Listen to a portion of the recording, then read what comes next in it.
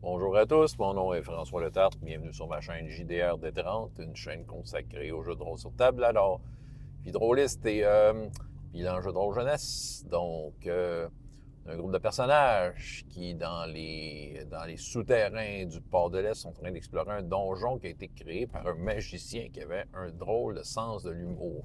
Il y a une odeur de dragon dans la place.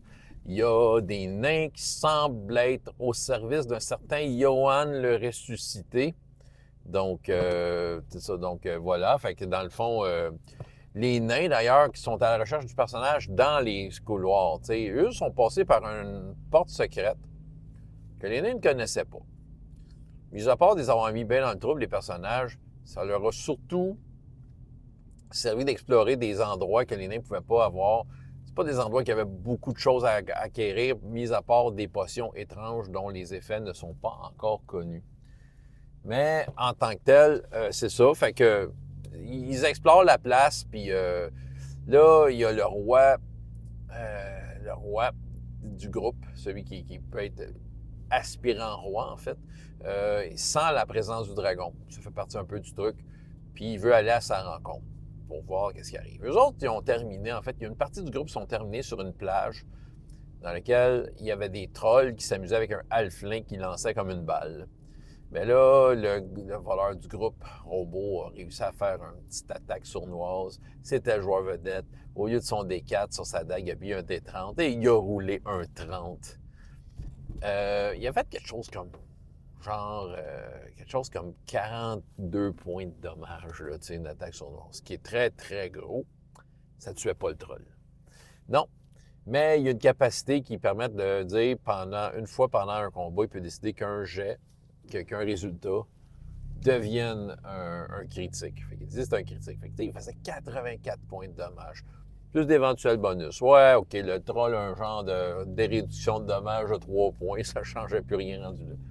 Il a one-shot un troll, ce qui le rend très fier de ça. Puis les trolls risquent d'être des pas pires adversaires, ce qui fait que lui, c'est sa fameuse dague qui absorbe les âmes, qui peut en faire des fantômes.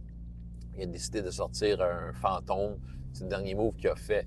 Mais c'est ça. Puis de l'autre côté, ben là, il y a les autres qui commençaient à se faire capturer par des nains, mais ils ont réussi à se libérer, tout ça. Puis ils ont un nain prisonnier qui leur a donné quelques secrets sur l'endroit, qu'est-ce qu'il faisait là.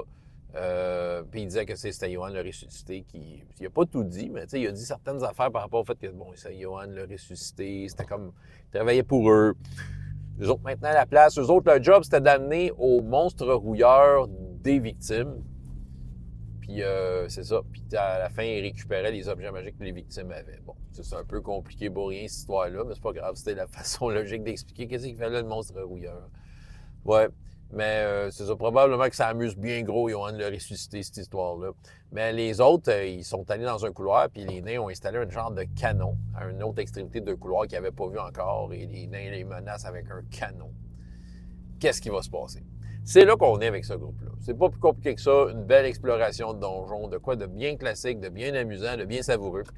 Donc, c'est ça. C'est ça que j'avais à vous raconter aujourd'hui pour la game du mercredi 15 avant midi. Merci et François Letarte, JDR D30 et jusqu'à la prochaine fois. Ayez autant de plaisir dans la vie que dans les jeux. Au revoir.